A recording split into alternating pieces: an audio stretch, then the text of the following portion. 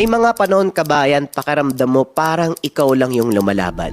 Sa career, health, love life, and finance. Ito ang apat na aspeto ng buhay ng isang tao. Pero kabayan, hindi naman kailangan ganun eh. Paano kung pwede kang magkaroon ng gabay sa araw-araw na magbibigay ng swerte sa apat na aspeto ng buhay? Narito ang gintong gabay mula sa Lika Merchandise. Modern ethnic ang finish niyan mga kabayan. Masuring pinag-aralan ng lahat ng tao mula sa Lika Merchandise ang bawat simbolo na inilagay sa gintong gabay. Ang mga nakapaikot na simbolo dyan ay baybayin, old alphabet ng mga Pilipino. Ang ibig sabihin niyan ay kalasag, kalakasan, kayamanan at katalinuhan. Yung mga araw sa gitna ay inspired sa buskalan tattoo na Travelers and Compass. Kaya siya pampaswerte at gabay sa apat na aspeto ng buhay. Alam naman natin na ang kulay ginto kabayan ay nag-a-attract ng mataas na uri ng swerte sa araw-araw, mataas na uri ng swerte sa lahat ng aspeto ng buhay. Ganyan kahalaga ang bawat simbolo ng gintong gabay. Ito ay hindi simpleng palamuti lang na sinusot sa araw-araw mga kabayan. Ito ay paniniwala na nakakadagdag, nakakatulong sa araw-araw nating gawi. Ito ay mataas na uri ng sandata laban sa hamon sa araw-araw na buhay. Kung interesado ka magkaroon ng gabay kabayan, pwede mong bisitahin ang Yellow Basket dito sa baba or visit mo lang ang shop ng Lika Merchandise. Mag-ingat sa mga scammers.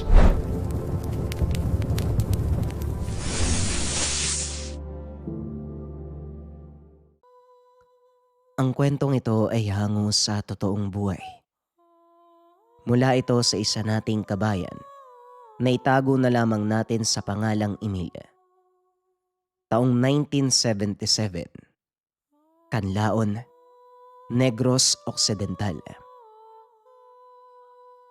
Nang mga panong ito, nasa edad 15 si Emil nang maranasan ang nakakakilabot na kaganapan na gugulantang sa buong pagkatao.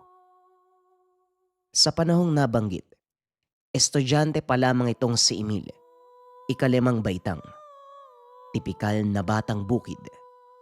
Sa murang edad batak na ito sa pagtatrabaho sa kanilang bukirin. Hindi naman kalayuan ang lupa na kanilang pinagtataniman ng gulay at iba pang mapagkukunan ng pera sa araw-araw. Sa likod ng bahay, merong isang balon na kung saan may takip na kahoy, mga sako at may kadenang nakapalibot. Hindi naman mawari ng bata kung ano ang dahilan kung bakit may selyo ang balon. Kasama nito palagi ang ina na itago na lamang natin sa pangalang Rosalinda. Masipag, mabait na ina. Nagsasakripisyo ito araw-araw, mapag-aral lamang ang anak. Matagal na kasing namayapa ang asawa nito, dulot ng aksidente habang nangunguha ng tuba. Nalaglag sa puno. Tumama ang ulo sa matigas na bahagi ng lupa, dahilan upang mawalan kagad ng buhay. Ngunit sa likod ng mabuting pagkatao ng ina, may nakatago ditong isang nakakapangilabot na katotohanan. Emil, kumain ka na, maya-maya lang aalis na tayo. Wika ni Rosalinda. Opo nay, tatapusin ko lang tong pagtatali ng mga gulay na ibebenta mamaya. Tugon ni Emil. Ako nang tatapos dyan, bilisan mo na, baka mahuli tayo. Matapos kumain, binagtas na nila ang daan patungo sa palengke. Dala-dala ang mga gulay na nakagapas. Pagdating nilatag kaagad ang mga gulay. Ilang oras ang nakalipas na ubos ang mga paninda. Bago umuwi, bumili muna ng bigas at ulam si Aling Rosalinda. Sa daanan papauwi habang nag-uusap ang magnanay, may nakasalubong ang mga ito na isang matandang lalaki. Sa unang tingin mapagkakamalan mo itong taong grasa. Ngunit sa mata ng babae, nagkukubli lamang ito para makapambiktima. Napahinto ang dalawa. Biglang tumahimik ang ina. Masamang tumitig ito sa matanda. Nay, may problema po ba? Kilala niyo po ba yung matanda? Hindi anak. Wala to. Halika na, umuwi na tayo. Habang naglalakad, nilingon ni Emil ang matanda.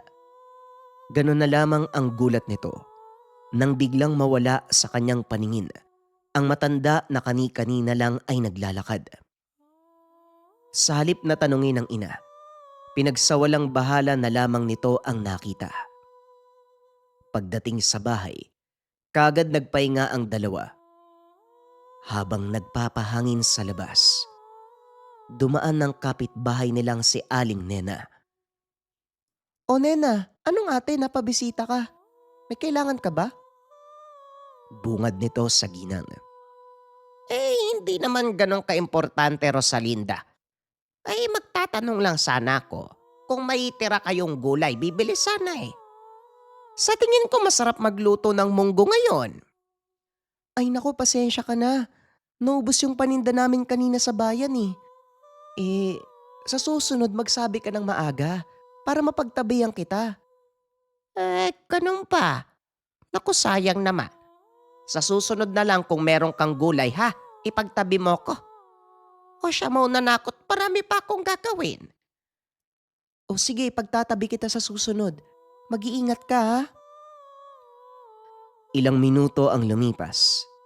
Matapos mag-usap ng dalawa, biglang nakita ni Emil ang matandang nakasalubong nila sa daan papauwi. Nay, di ba yan yung matanda kanina? Yung nakasalubong natin bago tayo umuwi. Huwag mo nang pansinin anak, sige na pumasok ka na dun. Magugas ka ng pinggan. Wika ni Rosalinda habang nakatingin sa matanda. Hindi pa man nakakapasok si Emil sa loob. Nakita nito na tumitig ang matanda sa kanyang ina at gumiti. Nang makita yon ng bata, alam nito sa sarili na may ibig sabihin ang ngiti na iyon. Ang hindi alam ni Emil, malapit niya nang malaman ang tinatagong sekreto ng ina. Kinagabihan ng mismong araw, habang naghahapunan, biglang nagulat ang mga ito. Kalampag ang narinig mula sa kusina ng bahay. Pinunta ni Emil pero walang nakita. Bumalik na lamang ito sa pagkain. Baka naman pusa lang yun, wag mo nang pansinin. Nga pala anak ha, may pupuntahan ako mamaya. Doon lang kila Aling Nena, may kukunin ako. Sige po nay, ako na pong bahala dito. Isarado mo ng maigi yung mga bintana ha. Ipasok mo na rin yung mga tuyong kahoy para magamit natin bukas. Matapos ang hapunan, nagpahinga lang ng kaunti si Rosalinda bago umalis. Naiwan naman si Emil na naguhugas ng pinggan ng mga oras na yun. Matapos itong magawa ang lahat ng gawain ng gabi, kagad nang naupo sa sala ng tahanan hanggang sa hindi namalayan, nakatulog sa upuan. Nagising madaling araw. Nang mapansin na nasa sala, akma na sanang babangon para lumapit sa kwarto. Ilang sandali pa nakarinig ng pag-ungol sa labas ng bahay. Ang ungol na yun, para bang isang nilalang na humihingi ng tulong. Biglang nangilabot si Emil sa narinig. Unti-unting tumayo. Dahan-dahang naglakad papunta sa pintuan. Pagbukas ng laki ang mga mata, doon nakita ang ina na nakaupo sa lupa. Hawak ang tiyan, umuungol sa sakit. Nay, ano pong nangyari sa inyo? Bakit po kayo sugatan? Hindi pa man nakakasagot ang ina. Inakay na ito papasok ng bahay. Kagad nilapatan ng paunang lunas ang mga sugat habang umiiyak. Maya-maya pa nawalan ng malay ang ina. Biglang pumalahaw si Emil sa iyak. Ngunit napawi nang mapansing tumitibok pa ang puso nito. Hindi nakatulog si Emil buong gabi. Ngunit habang tinititigan ang ina na nagpapahinga, ilang minuto lang ang nakalipas, bumigat ang talukap ng mga mata. Nakatulog sa tabi ng nanay. Paggising, laking gulat ni Emil nang nasa kwarto na nakahiga. Pagkabangon nito, nakalatag na ang agahan. Dali-daling pumanik sa mesa. Tinanong ang nanay. Nay, Sigurado ako hindi ako nananaginip kagabi. Pa- Paanong magaling ka na kaagad? Pakiusap na eh. Ako na lang ang natitira mong pamilya. Magtatago ka ba sa akin ng sekreto? Alam ko nakita mo ko kagabi na sugatan. Pasensya ka na anak ha. Matagal kong tinago sa'yo eh. Pero sa tingin ko, hindi na may tatago pa. Anak, may lahi akong aswang. Uri ng aswang na kung tawagin ay kubot. Pero hindi ako yung uri ng aswang na nananakit ng mga tao. Teka, aswang po kayo na eh. Paano po kayo naging aswang? Ibig sabihin po ba niyan aswang din ako? Sandali lang po, naguguluhan ako na ha. Pero bakit po ba kayo sugatan kagabi? Hindi ka aswang anak. Ang pagiging aswang mo ay wala sa dugo. Dahil kung aswang ka, malalaman ko yan habang lumalaki ka. Pero walang senyales na lumabas sa'yo eh. Ibig sabihin hindi mo naman ang dugo ng mga magulang mo. Naalala mo yung lalaking mukhang taong grasa kahapon? Opo, bakit nay? May lahi siyang gabunan anak. Siya ang dahilan kung bakit ako nagkasugat kagabi. Alam kong nagmamasid siya eh. Sinundan niya tayo. Kamuntikan pa ako mamatay. Paano tayo ngayon yan, Nay? Siguradong babalik pa yun tapos magiganti. Huwag kang mag-alala anak. Hindi ko hahayaan na masaktan ka ng kahit anong uri ng nilalang. Ano po bang ibig niyong sabihin, Nay? Di ba nga muntik na kayo mamatay dahil sa aswang na yun? Bakit sobrang kampante niyo? Anak, magtiwala ka lang muna sa ngayon. Maiintindihan mo rin pagtagal. Hindi na lingid kay Emil ang mga ganong bagay. Hindi nito mapagtanto na ang mga nilalang na kinakatakutan nasa bahay mismo nila at kadugo niya pa. Matapos maglahad ng katotohanan ni Rosalinda, tila ba nabunutan ito ng tinik na matagal nang iniinda. Naging masaya ang araw ng mag-ina. Tanggap naman ni Emil ang pagiging aswang ng ina sa kadailanang kontrolado nito ang sarili. Lumipas ang maraming araw, buwan at taon. Bumalik na sa dati ang pamumuhay. Patuloy sa paglalako ang mag-ina ng gulay sa merkado. Maganda ang daloy ng pera. Nay, marami tayong benta ngayong araw ah. Panigurado, masarap na naman yung ulam natin mamayang gabi. Oo naman anak, bibili tayo ng ulam na paborito mo mamaya pag uwi natin. Ilang minuto ang lumipas. Konting bungkus na lang na mga gulay ang natira. Kaso nga lang, may naramdaman si Rosalinda na kakaiba sa paligid. Tinignan ng buong lugar. Ilang segundong nagmasid hanggang sa napansin ni Emil. Nay, may problema po ba? Nandito siya anak. Nasa paligid lang. Ramdam ko ang presensya niya. Matapos magsalita, magliligpit na sana ito. Kaso nga lang may tumayo sa harapan ng tindahan.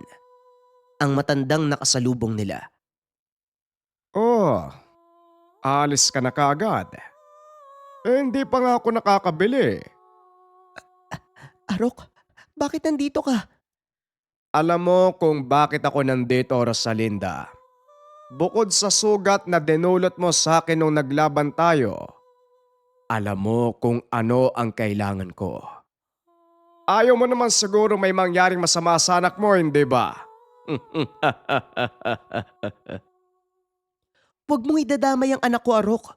Kung ayaw mong madagdagan yung sugat sa katawan mo. Aba, tumatapang nga naman ang nanay kapag anak na ang pinag-uusapan. Papatawarin kita sa mga sugat na dinulot mo. Pero bibigyan lang kita ng ilang araw para maibigay ang gusto ko. Hindi mo magugustuhan ang susunod kong gagawin kapag hindi ka tumupad. Nagkakaintindihan ba tayo, Rosalinda? Matapos magsalita, tumalikod na ito at naglakad. Hindi na umimik pa. Takang-taka si Emil kung ano ang sinasabi ng lalaki.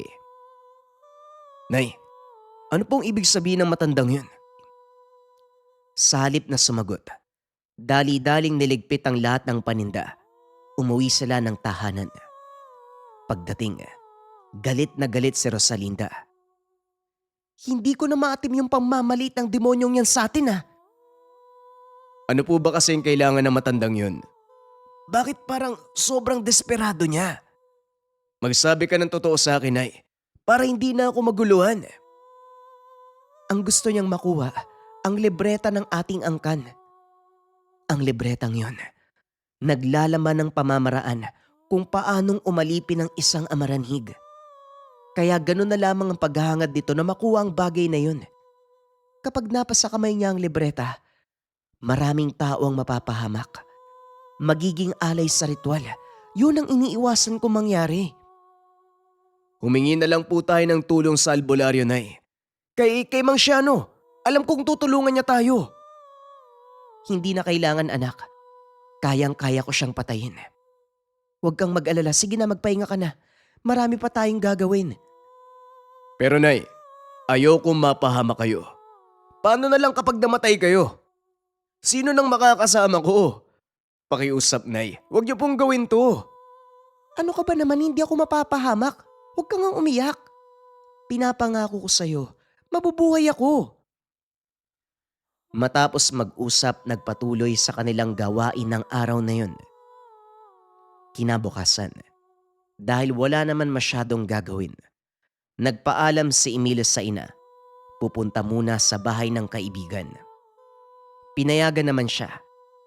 Pero lingid sa kalaman ni Rosalinda, pupuntahan ni Emil ang albularyo sa kabilang sityo upang humingi ng tulong. Pagdating sa bahay ng matanda, naabutan niya itong nanggagamot. Maraming nakapila sa tanggapan.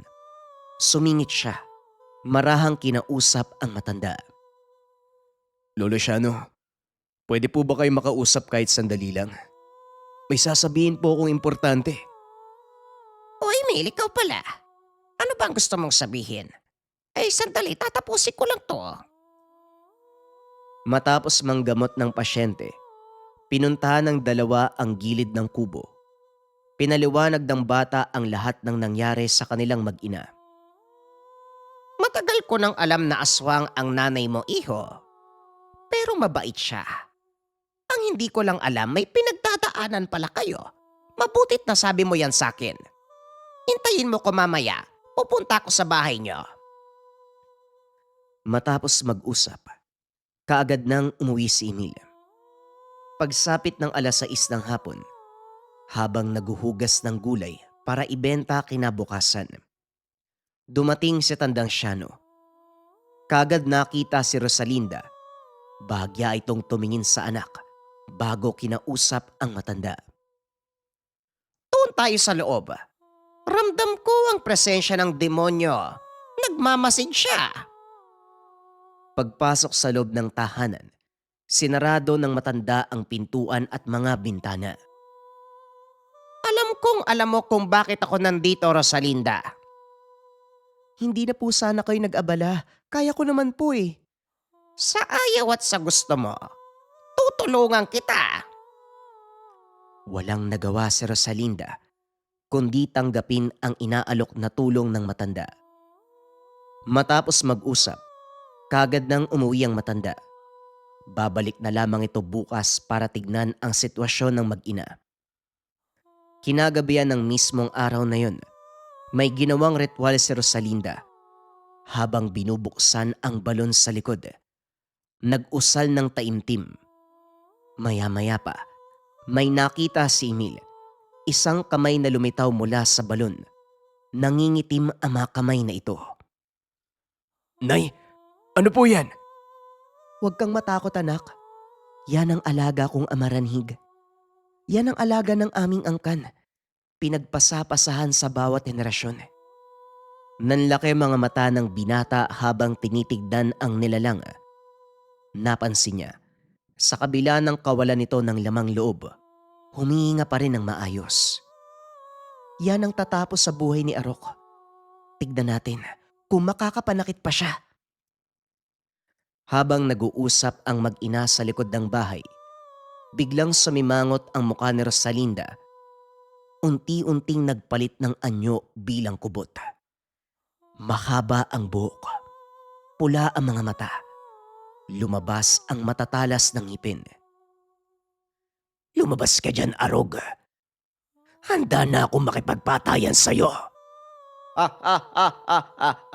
Sigurado ka ba sa sinasabi mo, Rosalinda? Naku naman, alalahanin mo ang kaligtasan ng anak mo. Sa halip na sumagot, lumabas na ang amaranhig sa balon. Ganun na lamang ang takot ni Arog nang makita ang nilalang. Paano ka nagkaroon ng ganyan? Wika nito habang umaatras. Pero bago pa man makalayo, sinunggaban siya ng amaranhig. Angil at pagsigaw ang maririnig mula kay Arog. Habang nagpupumiglas na makalayo sa kalaban, bago pa man ito makawala sa pagkakahawak ng amaranhig, nanigas ang katawan nito. Mula sa dilim lumabas si Tandang Siano. Rosalinda, mukhang napaaga yata ang pagbisita ng demonyong to. Tama ho kayo. Hindi ko nga din inaasahan ang biglang pagdating ng demonyo na yan. Alisin mo ang orasyon. Kung hindi, papatay kita. Sa tingin mo, sino ngayon ang nasa bingit ng kamatayan? Iha, tapusin mo na yan nang hindi pa marisan. Teka, sandali, huwag niyo muna akong patayin. Hindi na ako babalik, pangako yan. Pakiusap, huwag niyo akong patayin. Ilang segundo ang nakalipas. Muling nag-usal si Rosalinda upang tapusin na ang buhay ni Arog. Nilapa ng amaranhig ang gabunan nang walang kalaban-laban. Kinagat nito ang leg ng aswang habang winawasiwas. Matapos nun, inutusan na nito ang nilalang na bumalik sa balon kung saan ito nagpapahinga. Bakit po pala kayo pumunta, Tandang Siano? Wika ni Rosalinda. Bumalik na ito sa anyong tao. Sasabihin ko lang naman sana ang plano kung sakaling susugod ang aswang na yan. Pero pagdating ko nandito na pala, kaya hindi ko na pinalampas ang pagkakataon. Buti na lang kumagat kagad yung orasyon ko. Kung hindi baka kayong dalawa pang mapahamak. O sige na, ako nang bahala sa bangkay ng animal na to. Magpapahinga na din ako Maraming salamat po, Tandang Siano. Maraming salamat po sa inyo. Maraming salamat po, Lolo Siano, sa pagtulong. Bibisitahin ko po kayo kapag may oras. Walang anuman. Ikaw talagang bata ka, oo. O sige na, alis na ako. Matapos ang gabing yun, wala nang gumambala pa sa kanilang pananahimik. Bumalik sa dating gawi ang mag-ina. Hiniling ng binata na mag-aral ng lihim na karunungan. Hindi naman tumutol si Rosalinda sa gustong mangyari ng anak. Sa ngayon sa kasalukuyan, matanda na si Emil, kasama ang 3 anak at asawa. Masayang namumuhay. Maraming nagpapagamot sa kanya kahit matanda na. Ang nanay na si Rosalinda, kasalukuyang hinihintay na rin ang kamatayan. Dahil sa bertud na dadagdagan ng buhay. Ngunit sinabi nito sa anak na siya ang puputol sa sumpa ng kanilang angkan sa pagiging aswang at sa alipin nito na amaranhig. Sinama nito sa hukay ang libreta, kalakip ang kaalaman patungkol kung paano itong buhayin. Habang buhay mananatili sa kanyang isipan, na siya ay natuto sa kaalaman ng panggagamot. At meron siyang isang ina na aswang.